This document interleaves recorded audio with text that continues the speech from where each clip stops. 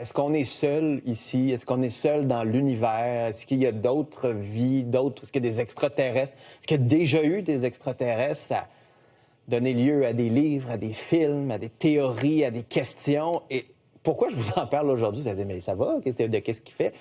L'ancien président, Barack Obama, était sur un balado. S'est fait poser la question simplement, est-ce que les extraterrestres existent? Est-ce que il se faisait poser la question, c'était quoi la première chose que vous avez voulu savoir lorsque vous êtes devenu président? Et il a eu cette réponse-là qui a pas mal fait le tour du globe. It's real. They're real, but I haven't seen them, and they're not being kept in what is it? Area 51. Area 51. There's no underground facility, unless there's this enormous conspiracy, and they hid it from the President of the United States. Bon. Monsieur Obama qui dit oui, ça existe, je le crois, il a dû quand même préciser en disant, regardez, je vais juste clarifier. Statistiquement, l'univers est vaste. Les probabilités qu'il y ait de la vie ailleurs sont très élevées. Après, comme président des États-Unis, j'ai aucune preuve là, que ces extraterrestres ont pris contact avec nous. Je vous le dis. Ceci dit, une des bruits de Donald Trump, une des Trump, a écrit ou a dit en entrevue qu'il y a un discours qui existe dans le bureau ovale, prêt pour le moment où on va trouver des extraterrestres. Au point où hier, la Maison-Blanche, la porte-parole a dû répondre à des questions. On va écouter Caroline Leavitt. Well, a speech on aliens would be news to me. That sounds very exciting, though. I'll have to check in with our speech writing team.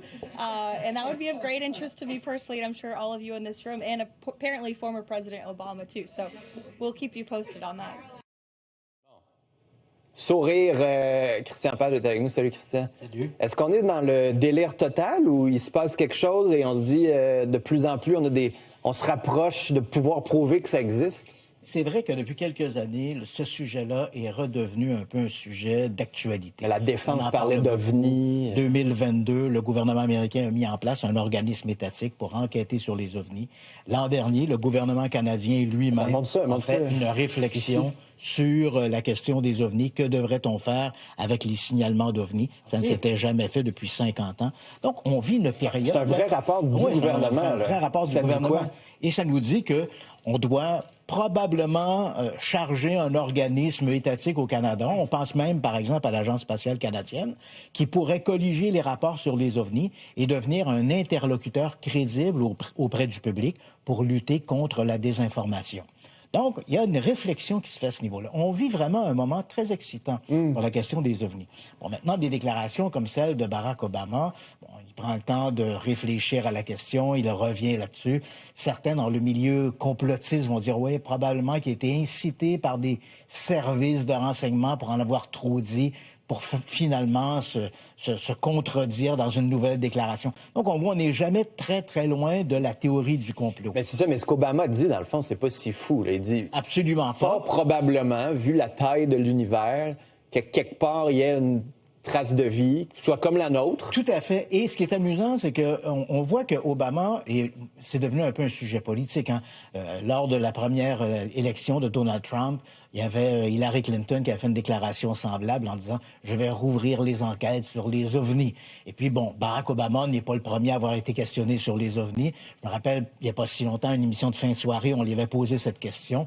Il avait dit à l'animateur, il dit, si je te le dis, je vais être obligé de te tuer. Ouais. Donc, il le fait toujours un peu sur un ton mi-figue, mi-raisin. Ici, est-ce que c'est une déclaration malhabile qui a été mal interprétée, que finalement s'est emballée autour de la question? Mais tu as tout à fait raison. Sa déclaration ne porte pas à conséquence. Quand il dit, voilà, l'univers est tellement vaste, il doit exister des extraterrestres. Je ne les ai jamais vus. Et ils ne sont pas dans la zone 51, à moins qu'il existe un super complot pour nous le dissimuler. Moi, j'ai pas la preuve que ces extraterrestres-là existent en dehors que ailleurs dans l'univers. Évidemment, pour les amateurs de théorie du complot, de cachotterie, toute déclaration qui touche les OVNI, la zone 51 et tout le reste, ça nous plonge évidemment dans un univers fantastique. Mais il y a quelque chose, puis je le disais d'entrée de jeu, qui nous fascine depuis tout le temps. C'est un peu une des grandes questions que l'humanité se pose. Qu'est-ce qu'on fait ici?